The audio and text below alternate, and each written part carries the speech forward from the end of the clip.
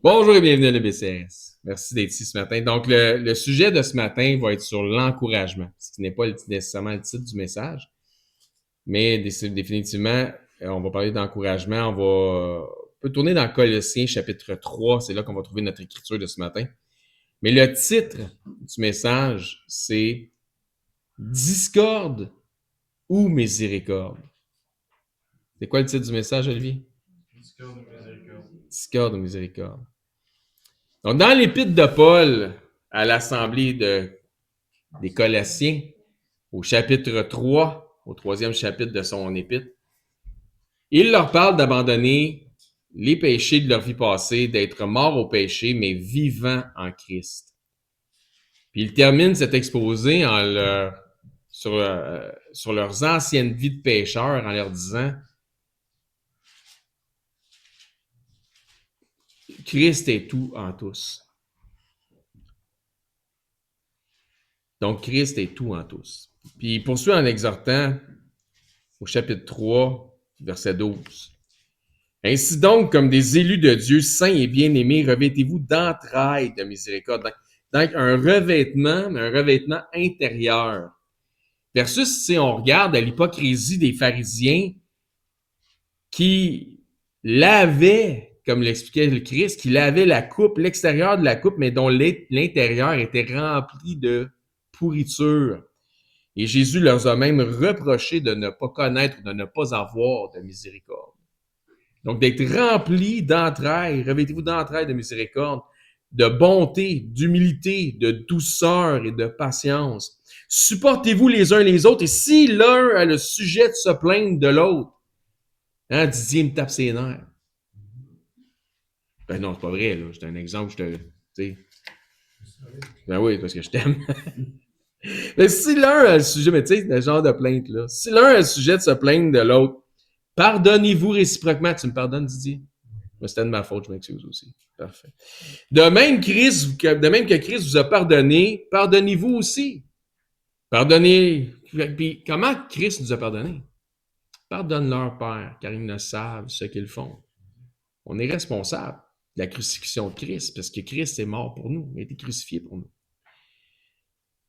Mais par-dessus toute chose, revêtez-vous de la charité qui est le lien de la perfection. Aime Dieu, aime ton prochain, aimez-vous les uns les autres. Et que la paix de Christ, à laquelle vous avez été appelés pour former un seul corps, règne dans vos cœurs et soyez reconnaissants. Pourquoi? Parce que Christ est tout en tous. Verset 16. Que la parole de Christ habite parmi vous abondamment.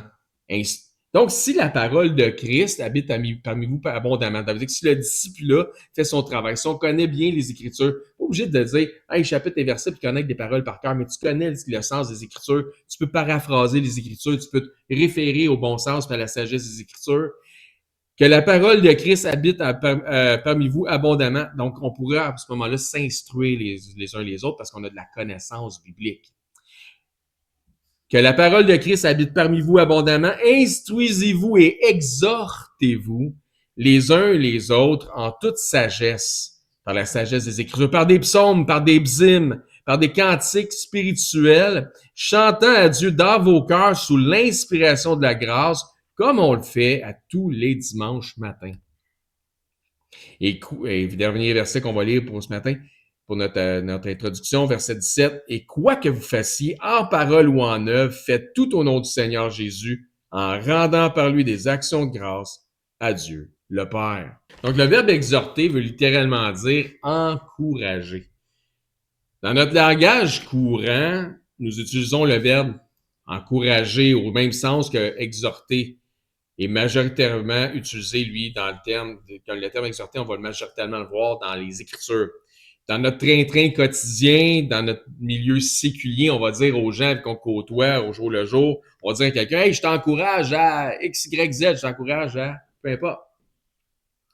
Mais dans notre milieu qui est ecclésiastique, notre milieu d'église, des fois, on va utiliser le terme, on va parfois dire, je t'exhorte à A, B, C. T'sais?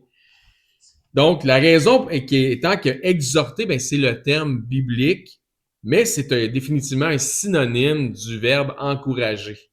et vice-versa. Donc, la définition du verbe exhorter est la suivante.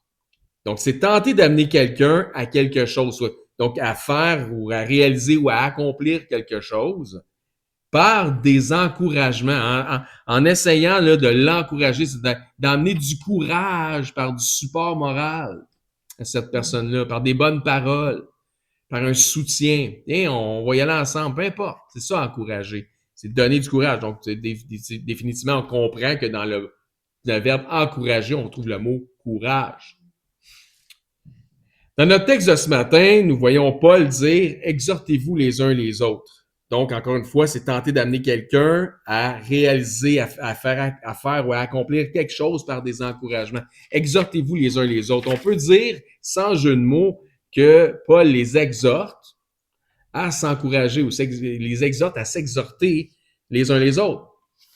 Puis je crois que cette instruction de l'apôtre Paul peut s'appliquer aussi à notre assemblée locale ici à Saint-Hubert. Cette adresse est aussi bonne pour nous puisqu'il s'agit d'un rappel des pratiques qui devraient prendre place dans un milieu comme le nôtre. Donc, chaque église devrait avoir ce genre, cet esprit-là, encourageant les uns pour les autres. Donc, ceux qui ont revêtu Christ, qui sont à l'image de Christ, devraient avoir un comportement qui porte vers ces aptitudes d'être encourageant envers les autres. C'est donc définitivement bon aussi pour nous, puisque Paul débute ses instructions en disant, donc ce que je veux dire, c'est que ça ne s'adresse pas nécessairement juste, je comprends qu'il est écrit aux Colossiens, mais ça ne s'adresse pas nécessairement à l'exhortation qu'à l'Église de Colosse. Et c'est bon pour tous ceux qui lisent ces instructions-là. Elles sont bonnes pour l'ensemble de toutes les églises locales. Parce que Paul, il commence son épître, quelque part, il leur dit, comme des élus, en fait, toujours dans le chapitre 3, verset 12, il leur dit, comme des élus de Dieu saints et bien-aimés. Donc, il s'adresse, si vous êtes un élu de Dieu, un saint et bien-aimé, c'est bon pour nous autres aussi, right? Si donc nous aussi, nous faisons partie de ceux qui ont accepté l'appel de Dieu pour nos vies, que nous avons été sanctifiés par Christ, par Dieu, par l'amour de celui qui a donné son Fils unique pour nous, notre tangente individuelle et collective devrait porter vers le même rappel que Paul fait à ceux de Colosse. Notre tendance individuelle et collective devrait porter vers le même rappel qu'il fait à ceux de Colosse, d'être encourageant les uns vers de s'exhorter les uns les autres. J'aimerais aujourd'hui qu'on regarde le contexte de ce passage et qu'on s'évalue, c'est-à-dire qu'on fasse une auto-évaluation individuellement et collectivement, à savoir si nous sommes en ligne avec justement les instructions de l'apôtre Paul sur le sujet.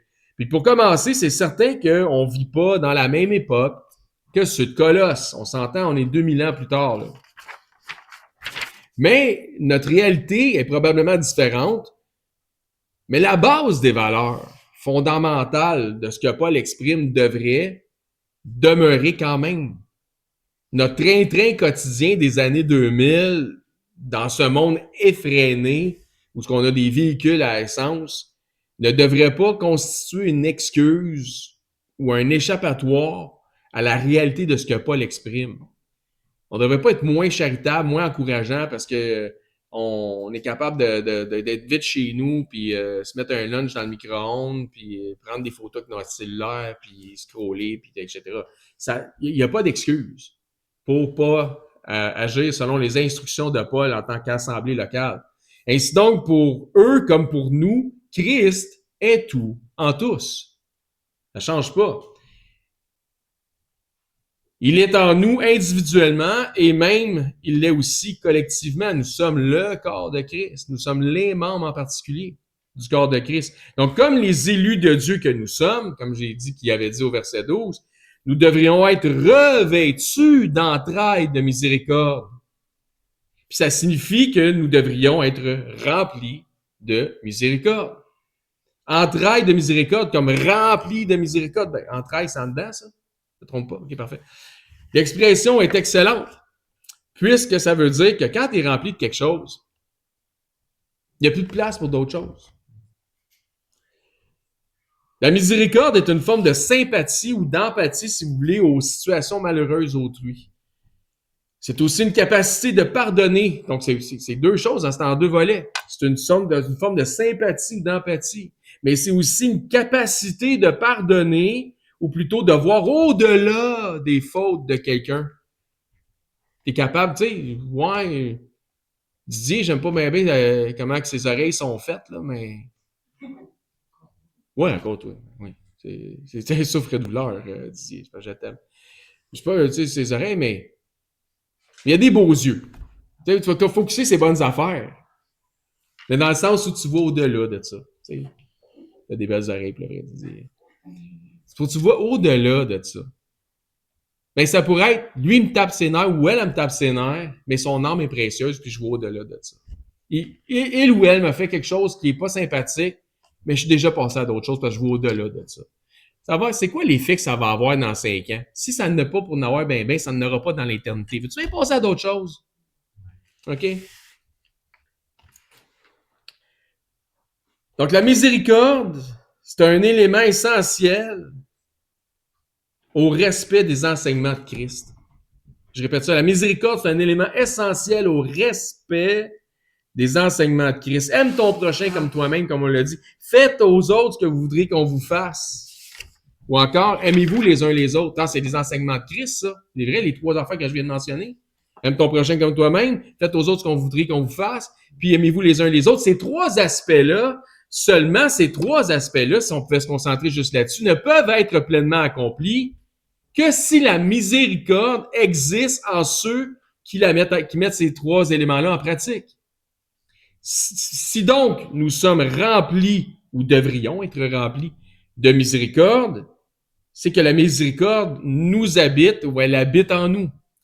La miséricorde devrait définitivement être en chacun de nous, puisque Christ est tout en tous. Tout comme la charité et la miséricorde se doit d'être sans hypocrisie, car elle ne devrait pas pouvoir être hypocrite. Encore une fois, si tu appliques les 3 éléments que j'ai mentionnés, aimez-vous les uns les autres, aime ton prochain comme toi-même, fais aux autres ce que tu voudrais qu'on te fasse, ça peut pas être fait dans l'hypocrisie. Parce que tôt ou tard, la réalité va venir à surface. Donc, puisque c'est ce qui s'exprime de l'intérieur vers l'extérieur est une manifestation de ce qui était déjà présent en dedans, des entrailles donc intérieures de miséricorde. Ce qui est dans notre intérieur, soit que ça peut être mauvais pour la destruction, comme le Seigneur le souligne en disant, c'est pas ce qui sort du cœur de l'homme et qui le rentre, mais c'est pas ce qui rentre dans le corps de l'homme, mais c'est ce qui sort de l'homme qui le souille, parce que ce qui sort de l'homme sort du cœur de l'homme, etc.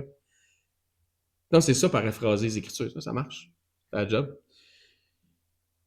Soit c'est ce qui soutient et ce qui édifie l'homme par des entrailles de miséricorde, par un cœur charitable. Ça peut être pour le bon, ça peut être pour le mauvais. Ça dépend de ce que tu as en dedans. Tu peux pas faker la miséricorde.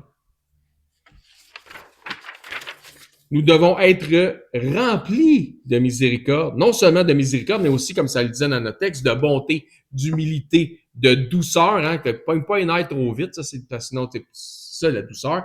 Puis la patience, ben, c'est pour les choses à long terme. Puis par-dessus tout, la charité. Lorsqu'il y a abondance de ces éléments dans chacun des individus, dans chacun des membres de l'Assemblée, l'harmonie demeure. Et lorsque l'harmonie demeure, l'unité demeure. Lorsqu'il y a abondance de ces éléments, bonté, humilité, miséricorde, douceur, patience, charité, lorsqu'il y a l'abondance, lorsque tu es rempli de ça, là, il n'y a pas de place pour d'autres choses. Lorsque tu es rempli de ça,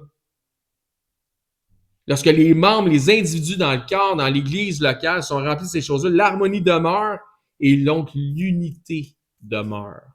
Mais quand il y a de la place pour d'autres choses, ça se peut qu'il y ait moins d'harmonie, puis moins d'unité, puis même de la division. Vous suivez? Mais Christ devrait être tout en tous. On peut regarder encore dans notre texte d'ouverture, mais on peut retourner dans notre chapitre d'ouverture, Colossiens 3. Donc, soyons clairs.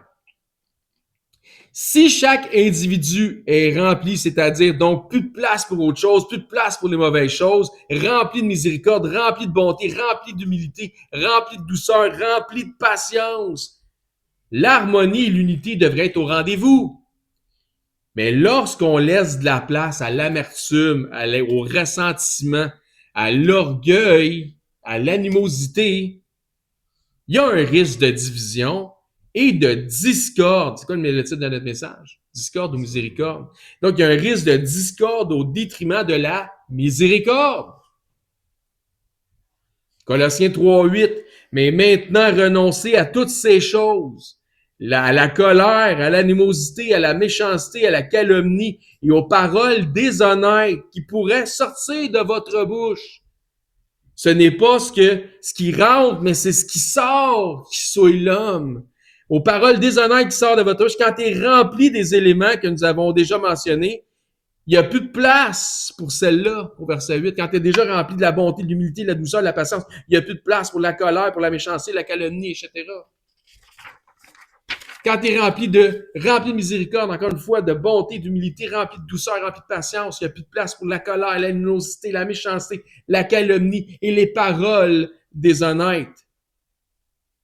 Après avoir mentionné renoncer aux paroles déshonnêtes, qu'est-ce qui pourrait être un exemple de paroles déshonnêtes et qui pourrait sortir de votre bouche? Il renforce son exhortation en disant « Ne mentez pas ».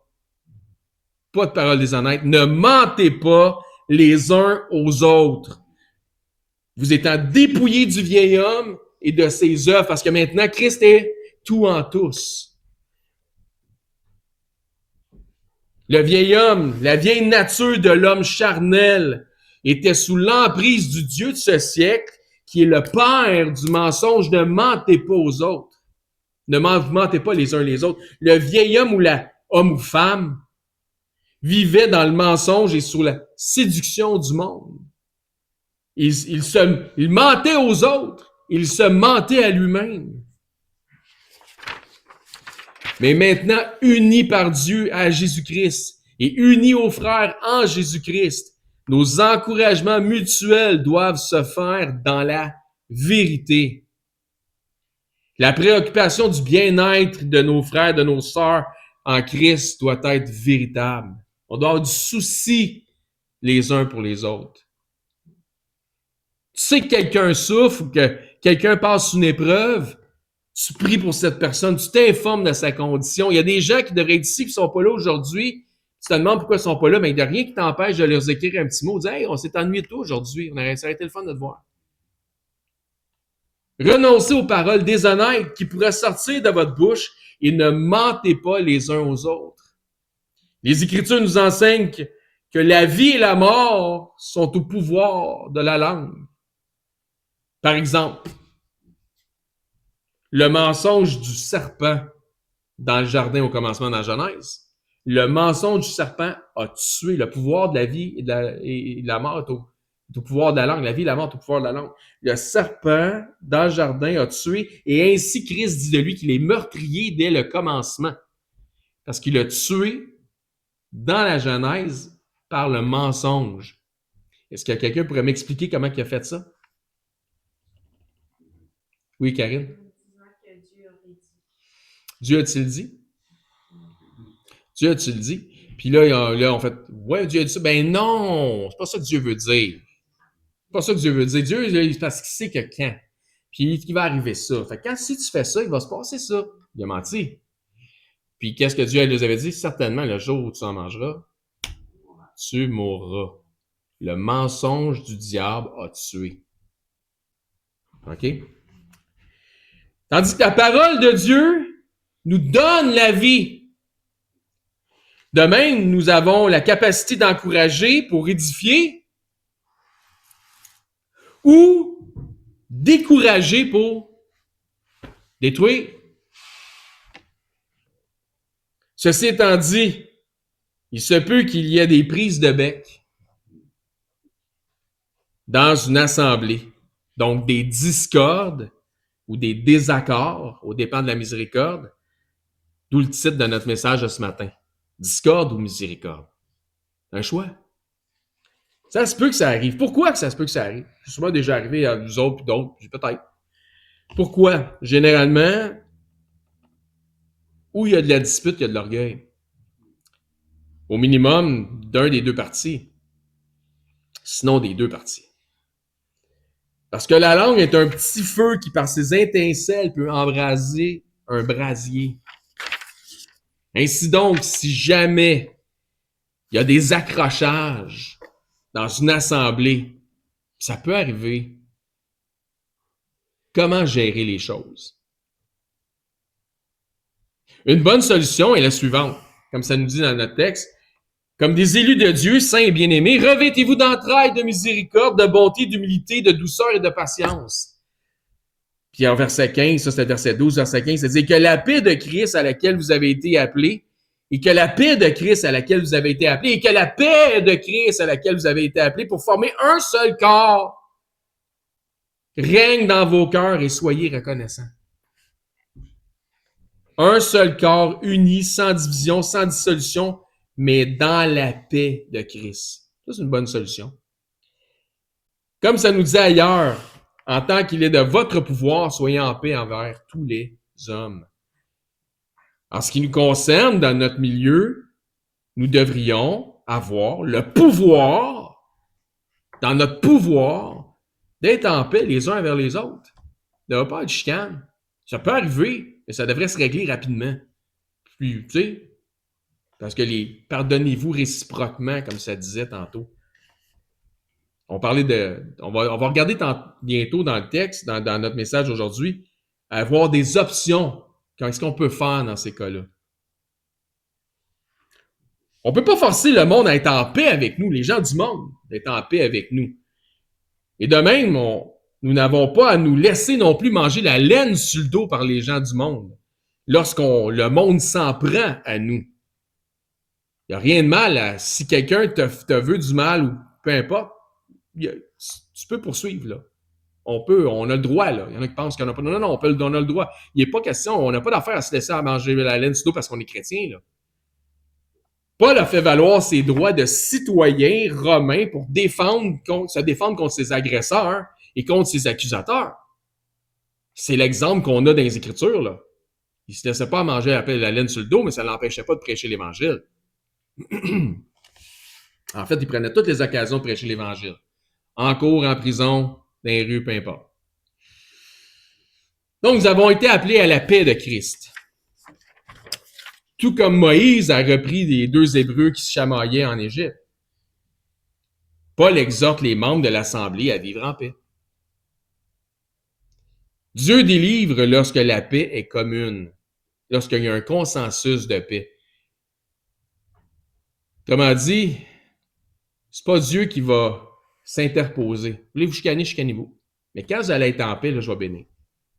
En attendant, vous retenez les bénédictions, puisque l'unité n'est pas là. Donc, Paul exhorte les membres de l'Assemblée, un peu comme j'ai dit, comme Moïse avait essayé de séparer deux Hébreux qui se battaient en Égypte. Dieu délivre lorsque la paix est commune, lorsque l'unité est présente au sein de l'Assemblée.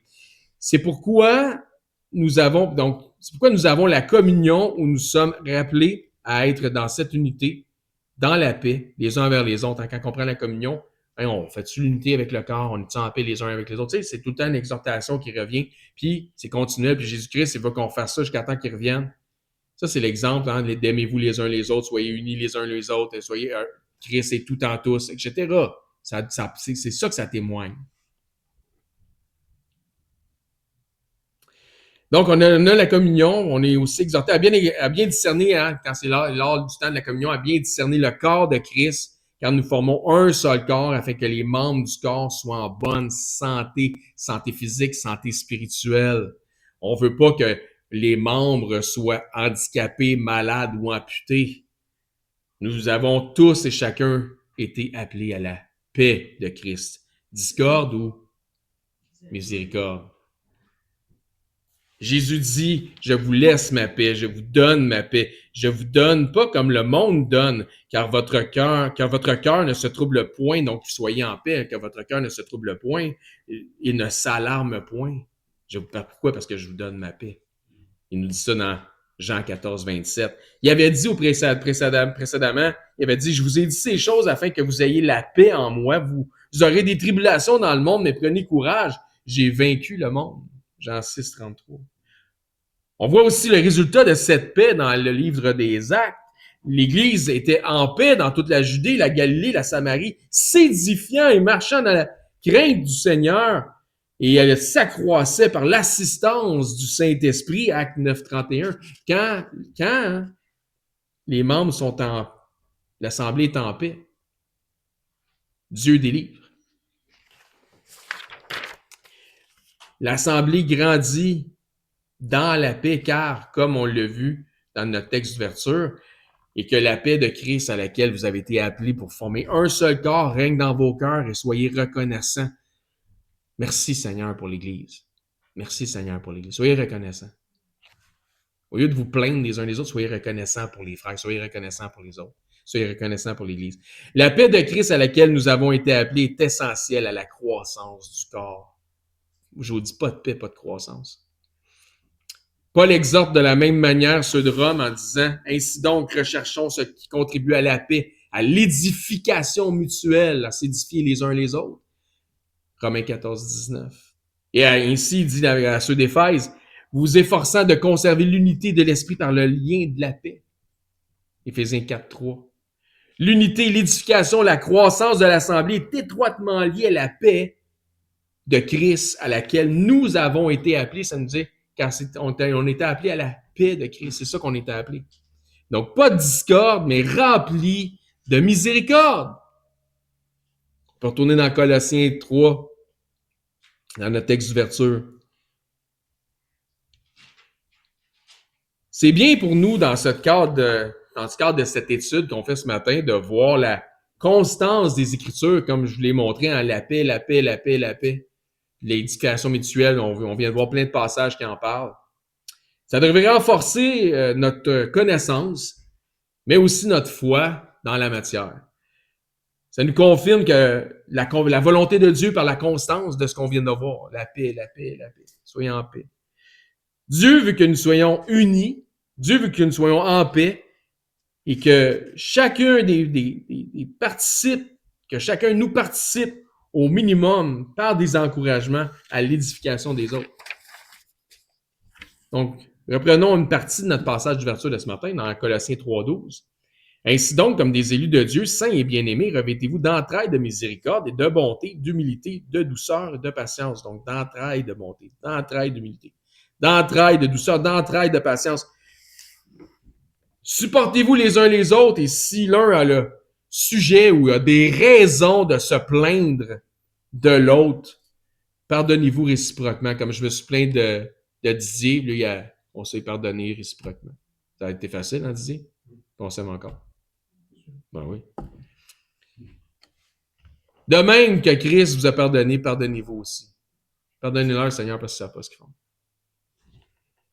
Supportez-vous les uns les autres pour avoir le sens d'offrir un support. Hein? Ça peut être un support moral, un support technique, un support logistique, un support financier, etc. Mais le sens ici de supportez-vous les uns les autres est davantage comme endurez-vous les uns les autres. Hein, tu sais, endurez-vous, là. Tu sais, t'as deux enfants qui chamaillent, ils disent « Hey, endurez-vous! » Endurez-vous. Puisqu'il dit immédiatement par la suite, si l'un a un sujet de se plaindre de l'autre. Endurez-vous. Ouais, mais ces choses-là, pas dit, on va en prendre un autre. Là. Ces choses-là, il n'a pas été fin avec moi. J'ai pas aimé le ton sur lequel il m'a parlé. Pas aimé les affaires qu'il m'a dit. C'est une situation hypothétique. Mais ça pourrait être une multitude de situations bénignes du même genre.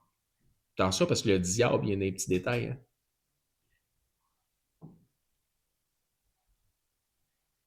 Qu'est-ce que tu fais dans ce temps-là? Ouais, j'ai pas aimé ce qu'il m'a dit, puis tu sais, j'ai pas aimé le ton sur lequel il m'a parlé, puis ça n'a pas fait mon affaire, puis j'ai pas trouvé bien fin. Tu fais quoi dans ce temps-là? 3 choix. Je vous avais dit qu'on aurait des choix tantôt, des solutions, des options. 3 choix de réponse. Puis un seul est bon. Êtes-vous prêts? A. Tu changes d'assemblée. Dès maintenant, tu changes d'église.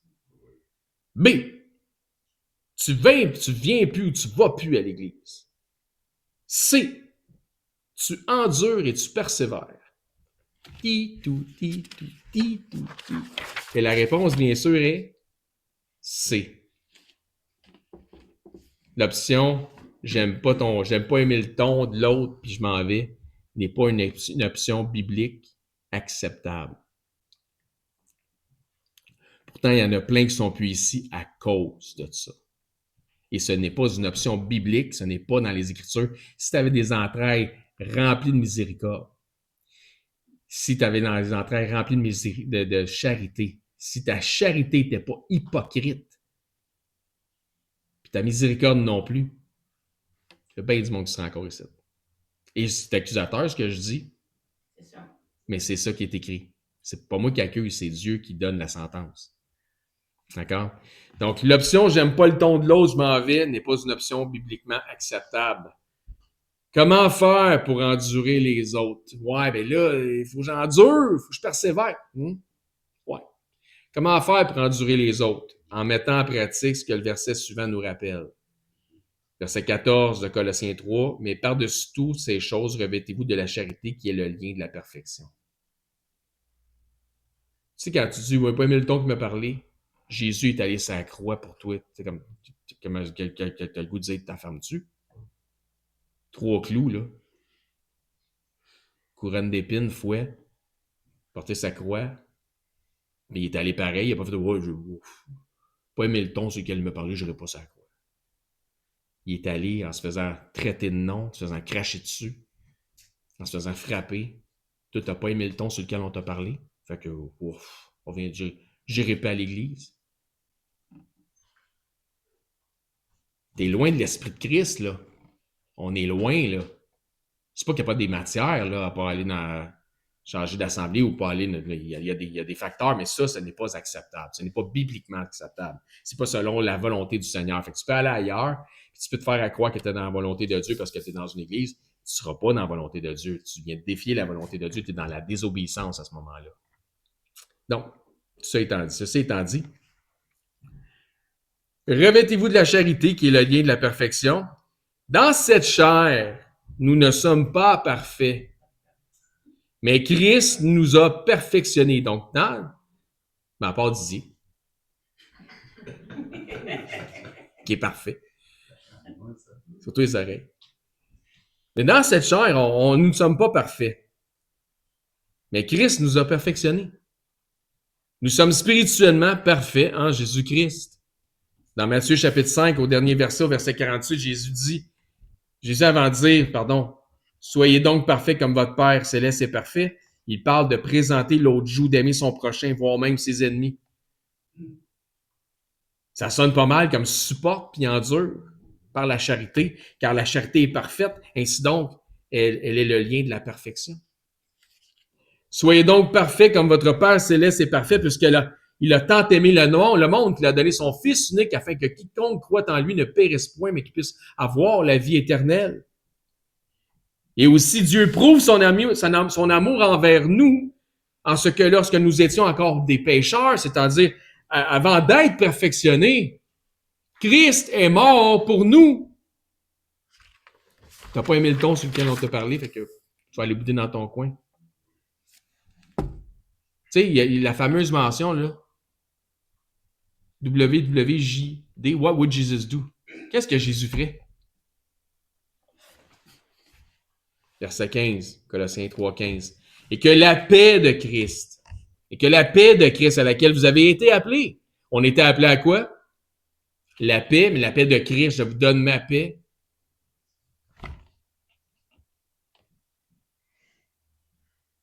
Pour former un seul corps. Donc, la paix sert à former un seul corps. Règne dans vos cœurs. C'est un choix que les gens doivent faire. Et soyez reconnaissants, donc remplis d'eux. On devrait être reconnaissant pour l'Assemblée, reconnaissant pour les frères et les sœurs, pour l'Église, pour les réunions, pour la communion, etc. Que la parole de Christ habite parmi vous abondamment. Instruisez-vous, exhortez-vous. C'est ça le problème. Les gens sont pas remplis d'eux, sont pas capables de mettre en pratique les Écritures parce qu'ils connaissent pas les Écritures. Quand tu les connais pas de danger que tu les mettes en pratique. Que la parole de Christ habite parmi vous abondamment, instruisez-vous, exhortez-vous les uns les autres en toute sagesse par des psaumes, par des hymnes, par des cantiques spirituels, chantant à Dieu dans vos cœurs sous l'inspiration de la grâce. Nous devrions nous encourager par les enseignements. On devrait être encouragé par les enseignements que l'on reçoit. Peut-être même faire des révisions ensemble, un peu comme quand on fait le mot de la fin, par exemple, maintenant. On devrait s'encourager en toute sagesse. S'encourager en chantant ensemble, en lisant des psaumes, comme on le fait à tous les dimanches matins. On lit un psaume à tous les dimanches matins, on chante des cantiques les dimanches matins. Il y a une raison pourquoi on fait ça. Parce que c'est ça que Dieu nous demande de faire. Parce qu'on est obéissant au Seigneur. Quand nous chantons, on chante pour Dieu, on chante à Dieu. On chante aussi pour les autres, on s'édifie les uns les autres. Même si tu chantes mal, j'aime ça quand tu chantes. Colossiens 3, verset 17. Et quoi que vous fassiez en parole ou en œuvre, faites tout au nom du Seigneur Jésus, en rendant par lui des actions de grâce à Dieu, le Père. Et comme il le disait plus tôt, là, soyez reconnaissants. Reconnaissants ne serait-ce que parce qu'on a des hommes ici à l'EBCRS qui sont en mesure de nous enseigner fidèlement chaque semaine. Et ça, recevoir les enseignements, d'être ensemble comme ça, devrait être aussi une façon de s'encourager les uns les autres. Encore une fois, messieurs, si jamais vous voulez faire un message en duo, refaire un message en duo si vous ne l'avez jamais fait, la porte est ouverte. Puis même si vous voulez faire quelque chose parce que vous avez de quoi à cœur à emmener à l'Assemblée, vous voulez le faire en solo, comme Frère James le fait, il va reprendre ses enseignements le 17 du mois prochain d'ailleurs, comme Dominique aussi le fait avec son livre de Daniel. Donc la porte est ouverte. Vous pouvez faire ça. Donc, rendons grâce à Dieu pour les uns pour les autres au lieu de se plaindre des uns des autres. Miséricorde et non la discorde. L'emphase aujourd'hui, comme je l'ai dit, était sur l'encouragement. L'encouragement véritable passe par le fait que nous nous préoccupons réellement les uns des autres. Donc, tu n'encourageras pas celui dont tu te fous de. Donc, on doit on devrait se préoccuper les uns des autres, avoir du souci les uns pour les autres. De vouloir voir les autres performer. Donc, on devrait, soyons encourageants. Soyons encourageants dans les épreuves. Encourageants dans la progression des autres.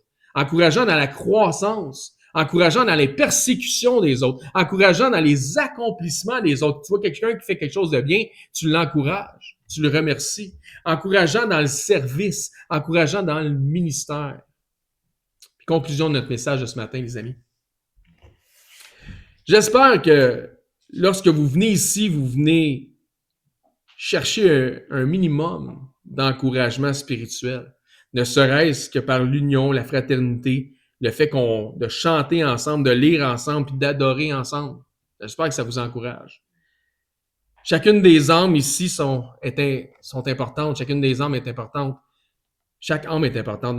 Que notre charité en esprit et en dépit, de nos affinités, donc que notre charité en dépit de nos affinités, c'est parce que des fois, la seule affaire qui nous unit ensemble, c'est Christ. Parce que si on se connaissait dans le monde séculier, peut-être qu'on n'aurait aucun lien les uns les autres.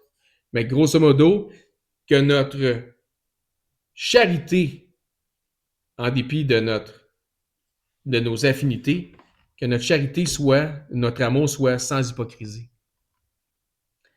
Aimons-nous les uns les autres. Aimons les autres d'une charité sincère. Et soyons encourageants. Donc, soyons nous-mêmes un encouragement les uns pour les autres.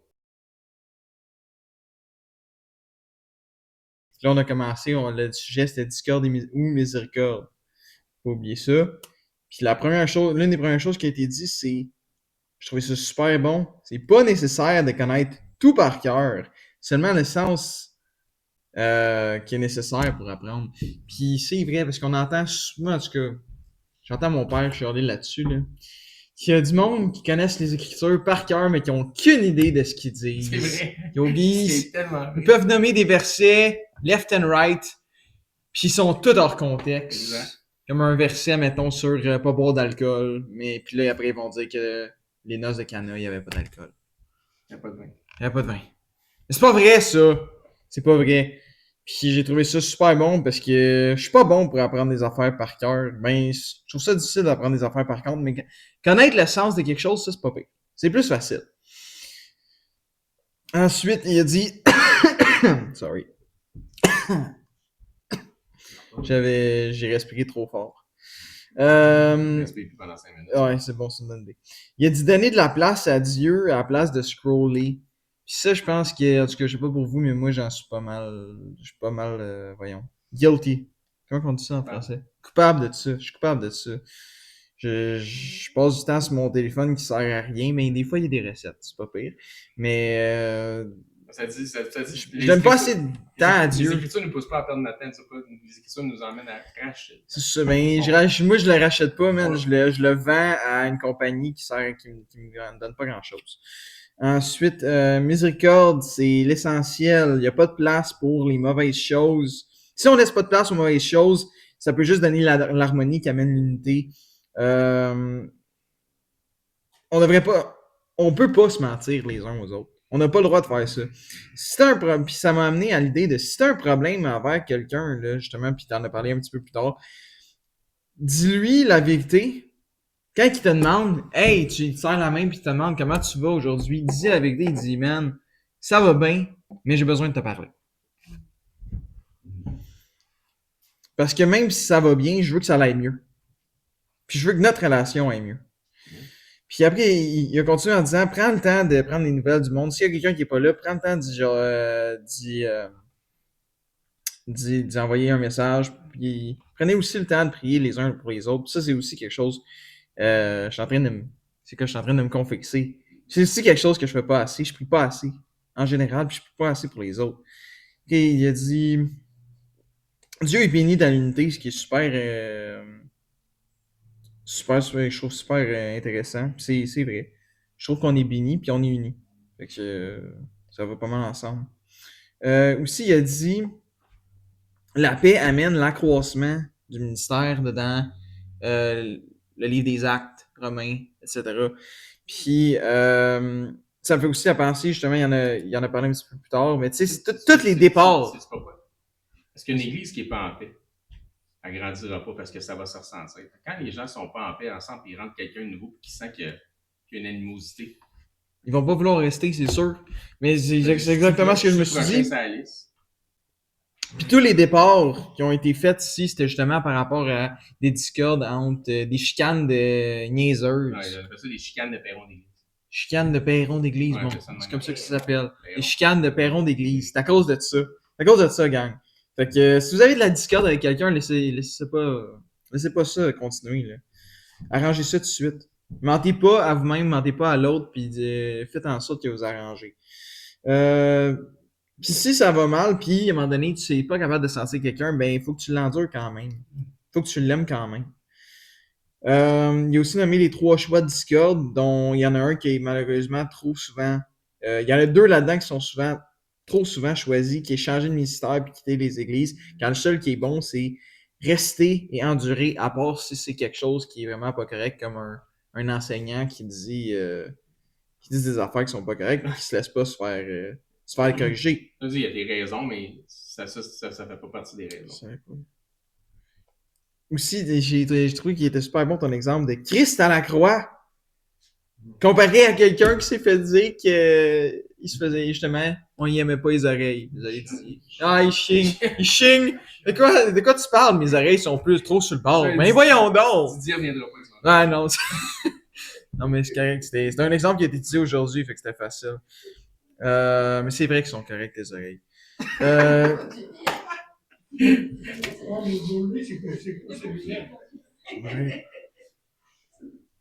Puis, l'un de mes derniers points, on devrait être reconnaissant d'avoir accès à notre assemblée. Puis ça m'a ramené à l'exemple que tu as ramené il y a pas longtemps. Tu sais, il y en a qui allaient à l'église, puis je me rappelle plus, c'était là moins d'un mois. Il y en a qui allaient, quand le monde allait à l'église, là, pendant les tribulations de Néron, les là, églises primitives, ouais. les églises primitives, puis ils allaient à l'église, puis ils se pensaient qu'ils allaient peut-être pas revenir le soir. On devrait être reconnaissant de pouvoir participer à l'Église. On est obligé d'être reconnaissant parce que c'est une vraie bénédiction de pouvoir être ensemble, apprendre et juste pouvoir se voir. On est une excellente belle famille aussi. Là.